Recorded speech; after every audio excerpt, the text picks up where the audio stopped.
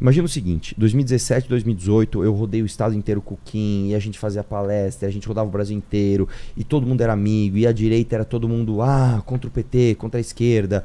Então, eu tava lá, o Eduardo Bolsonaro é gente fina, todo mundo é legal, que coisa maravilhosa.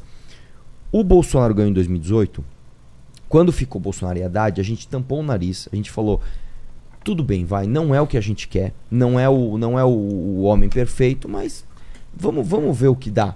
Talvez o Bolsonaro esteja indo pro lado certo. Talvez o Bolsonaro ele chamou o pessoal da Lava Jato, chamou o Paulo Guedes, que a gente acreditava que eram liberais. Talvez o Bolsonaro esteja cedendo, né, dentro das maluquices dele, ainda que por interesse próprio, a um discurso que é o que a gente realmente acredita, né? De combate à corrupção e agenda liberal. Isso estou falando em 2018. Bolsonaro ganha, inicia o governo em 2019, falando em reforma da Previdência. A gente, cara, tá tudo ótimo, olha que maravilha. A direita está unida, brigando por pautas de direita. Acontece tudo isso, dos desdobramentos da rachadinha do Flávio Bolsonaro, envolvendo inclusive o próprio Jair, e ele, por conta disso, já começa a não poder mais colocar as agendas que ele quer. Quando teve essa manifestação, né, em maio de 2019, isso pouca gente sabe, a gente estava no meio da articulação da reforma da Previdência, e o Kim estava trabalhando demais por essa reforma. Kim estava trabalhando muito, né? O Paulo Guedes, sabendo que o Kim era um cara muito comprometido com essa reforma, sabendo que o MBL era um grupo que vinha defendendo a reforma da Previdência antes mesmo do Bolsonaro, ligou pro Renan. Renan, essa manifestação vai atrapalhar a nossa pauta, cara. Vocês precisam desarticular essa manifestação. Manifestação pró-governo, com essa margem de maluquices, fechar Congresso, fechar STF, isso vai nos atrapalhar na articulação. Não, contra o governo. Pró-governo. Era uma manifestação em maio de 2019. Já era governo. Pró-governo. Vocês têm que desarticular isso. Não é bom uma manifestação agora. O que eu fiz? Eu, pessoalmente, que eu sempre fui o mais... fala com todo mundo, seja amigo de todo mundo. Eu liguei para um monte de gente. Inclusive, um dos nomes que eu sempre falo e eu sempre cito, que é um dos mais covardes que tem, eu liguei pro Coppola. Coppola, isso. Ele, cara, entendo totalmente. Nós temos que desarticular essa manifestação. Vocês estão certos. Temos que tomar essa posição corajosa de falar, gente, não é hora de fazer manifestação. Isso era uma sexta-feira. Eu tenho o programa na Jovem Pan, sábado ou segunda de manhã, que eu vou pro Morning Show, eu já falo isso daí. Beleza, tá tudo certo, tal. Começamos a desarticular na sexta. A galera dos grupos mais extremistas, ligados ao olavismo, falaram, essa é a chance da gente isolar o MBL e tirar o MBL da direita. Fala que tem que ter manifestação sim. Ué. Aí começaram a brigar. O que aconteceu? Houve um racha. Nesse racha, os covardes fizeram o seguinte, que foi inclusive o que o Coppola fez. O Coppola fala comigo, Arthur, vou desarticular essa manifestação junto com você. Segunda de manhã o cara tá na Jovem Pan falando assim, quem é contra a manifestação é contra o Brasil. Cara, você me falou uma parada na sexta, eu reiterei com você no sábado, na segunda você já mudou.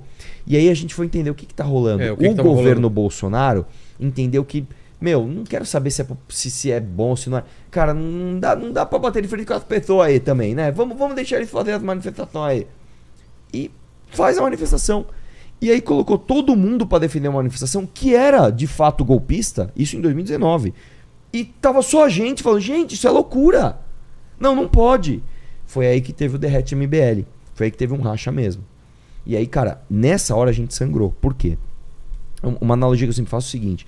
Imagina que você é aquele cara do Titanic, que você tá lá em cima no mastro, aí você vê de binóculos e fala um iceberg. Aí você desce, avisa o capitão, avisa todo o navio, tem um iceberg, nós vamos bater. E a galera fala, Titanic é inafundável, esse navio aqui nunca vai naufragar. Cala tua boca, você tá louco. Foi exatamente essa sensação que a gente teve. A gente avisando e a galera, cala a boca, vocês estão falando besteira, o Bolsonaro é maravilhoso, o Bolsonaro não sei o que lá. Todo mundo, cara, se voltou contra a gente. Pra você ter uma ideia, o MBL perdeu 400 mil inscritos em, 4 ou 5 dias. Eu perdi 100 mil inscritos em um dia. E a gente se reuniu.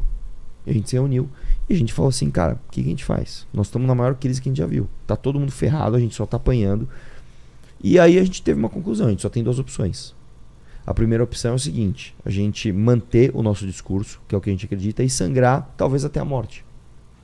E o segundo era puxar saco do Bolsonaro e ganhar com isso. Ganhar dinheiro, inclusive, e likes, e entrar na onda dos caras e ser mais um fim.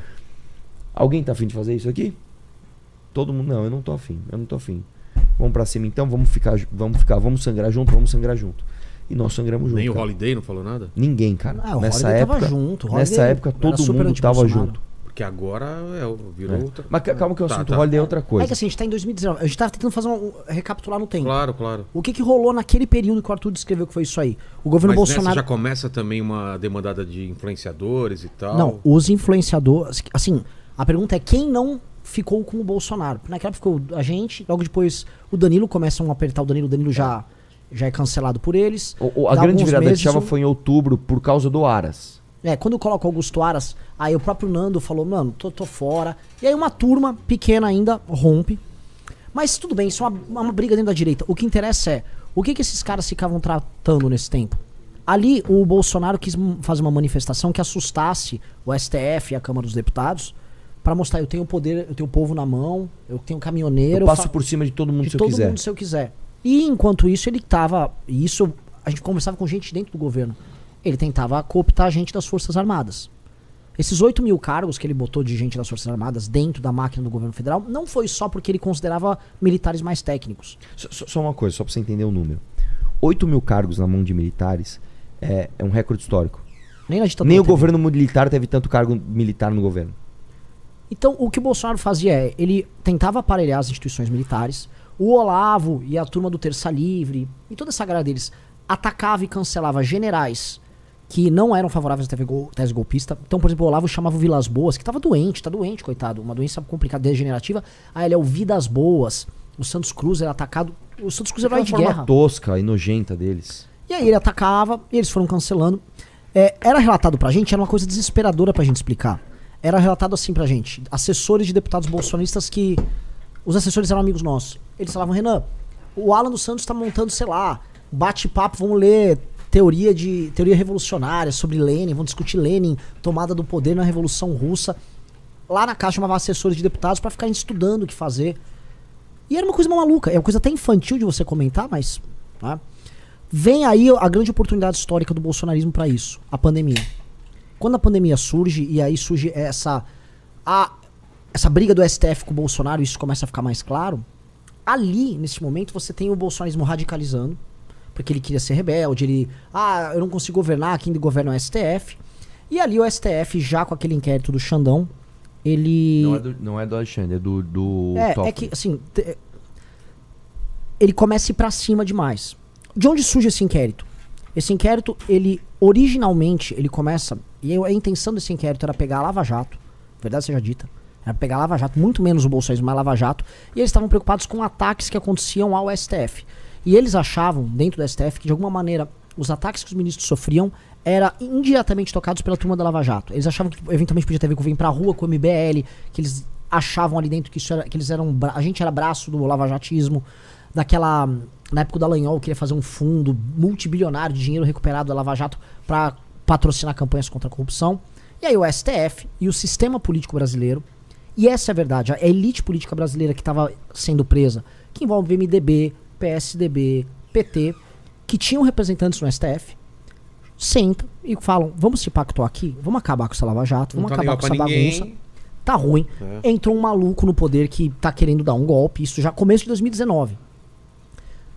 Vamos pra cima. E no começo eles queriam ir pra cima da Lava Jato. Aí quando eles foram ver, eles viram que não era da Lava Jato que estavam vindo os ataques. Era do próprio bolsonarismo, que tinha montado essa estrutura de guerra em redes sociais pra atacar ministros do STF e lideranças do parlamento. Por exemplo, o Rodrigo Maia era um problema pra eles. A manifestação dia 26 de maio foi pra casa do Rodrigo Maia, que era o presidente da Câmara. Eles estavam indo pra uma tática do tipo, vamos cercar, vamos pra cima, vamos derrubar, vamos xingar, vamos difamar. E é isso aí. E aí o Alexandre de Moraes, ele foi colocado como se fosse uma espécie de... Essa é a primeira grande quebra que o sistema... Isso é a origem do problema do monarca tá aí. Quando o sistema... E o monarca concorda, já conversei isso com ele. Ele decide, a oligarquia que administrou o Brasil desde a Constituição de 88 decide, vamos nomear um representante nosso, que é o Alexandre de Moraes, e esse cara aqui ele vai fazer o que precisa ser feito num inquérito heterodoxo, no mínimo, um inquérito criativo, que vai pegar todo mundo e a gente vai pra cima. A gente pode discutir depois quais são as teses na cabeça do Alexandre de Moraes pra fundamentar isso. Mas eles veem que existe um problema, um atentado contra a democracia, que é a Lava Jato no começo, e que depois se torna o bolsonarismo. E eles percebem que há um plano sendo tocado pelo Bolsonaro e seus militantes para um golpe de Estado. Que é uma coisa que nós percebemos também, e quem conhece essa história que a gente contou do Olavo, sabe que o olavismo e o Bolsonaro sempre quiseram um golpe de Estado.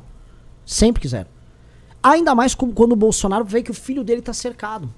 E ele precisa fazer um acordo com o STF, um acordo que permite que o Lula seja solto, um acordo que permite que o próprio Flávio também continue solto nisso aí, mas que outros grandes nomes que foram presos no Lava Jato fossem soltos. Esse problema virou, assim, a vida do governo Bolsonaro. O governo Bolsonaro nunca foi sobre o governo Bolsonaro, nunca foi sobre reforma, nunca foi sobre nada, foi sobre esse problema. E o Alexandre de Moraes era o outro lado. Então você tinha o Bolsonaro, que era uma expressão de poder, tentando assumir o poder dessas oligarquias, ele queria substituir essas oligarquias e fazer a oligarquia dele. E a oligarquia coloca o soldado dela, o representante dela, que é o Alexandre de Moraes, vai lá e enfrenta esse cara. E aí você tem uma guerra fria, em que ambos cruzam as tais 4 linhas, e ambos estão cruzando as 4 linhas desde então. E aí é o famoso quem pode mais chora menos. O Bolsonaro armou manifestações atacando Alexandre de Moraes. Houve militantes do bolsonarismo que atacavam parentes, filhos de Alexandre de Moraes. O jogo foi sujo onde podia. E enquanto o Bolsonaro tentava ganhar tempo para cooptar a gente dentro das Forças Armadas, tentou usar a pandemia para infiltração nas polícias, para organizar manifestações contra governadores e prefeitos. Se a gente for lembrar, o Alan dos Santos, quando pegaram na busca e apreensão material na casa dele, encontraram lá, olha, precisamos usar as polícias para atacar prefeitos e governadores. Os militantes deles, os formadores de opinião, todos falavam que, olha, precisamos da polícia. E o uso, a instrumentalização da polícia como se fosse uma rebelião contra os governadores, que as polícias obedecem aos governadores, era uma das armas dos caras. Inclusive a gente viu agora como a polícia do DF foi leniente com o Bolsonaro. E isso em 2020 cresce demais na pandemia. Vira um clima quase de guerra. O Bolsonaro fazia manifestações a cavalo na frente de quartel.